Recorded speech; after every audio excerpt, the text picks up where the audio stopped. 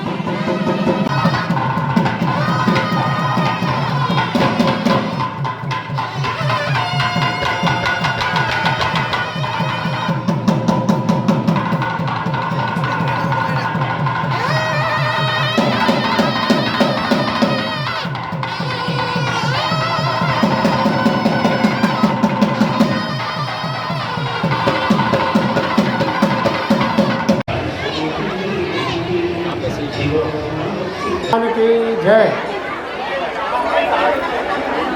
ఇవాళ సీతారామ కళ్యాణ మహోత్సవం సందర్భంగా ఇచ్చేసిన భక్తులందరికీ కూడా నమస్కారాలు. మరి ఈ రోజున ఈ యొక్క కార్యక్రమానికి ఎంతోమంది శ్రమపరిచి పల్లెటూర్ల నుంచి ఎంతోమంది ఇచ్చేసి ఈ యొక్క కళ్యాణ మహోత్సవాన్ని, కన్నుల పండగ జరిగిన మహోత్సవాన్ని చక్కగా తిరిగించడం జరిగింది.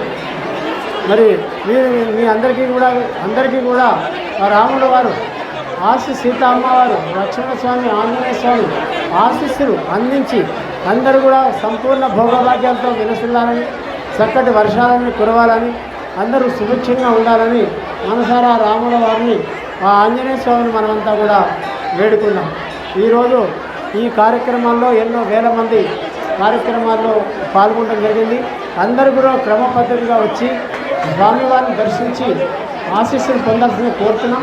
ఇవాళ సాయంత్రం 7 గంటలకి ఊరేగింపు ఉంటుంది. పల్లకి సేవ 7 నుంచి 12 వరకు జరుగుతుంది. తర్వాత రేపు పట్టాభిషేక కార్యక్రమం జరుగుతుంది. ఈ పట్టాభిషేక కార్యక్రమానికి 4,000 నుంచి 5,000 మందికి భోజన సదుపాయాలు కల్పించబడతాయి. ఎంతమంది వస్తే అంతమందికి. కాబట్టి ఈ కార్యక్రమాల్లో మీరంతా పాల్గొని విజయవంతం చేయాల్సిందిగా కోరుతున్నాం. మరిన్ని అప్డేట్స్ కోసం మా ఛానల్ని సబ్స్క్రైబ్ చేయండి.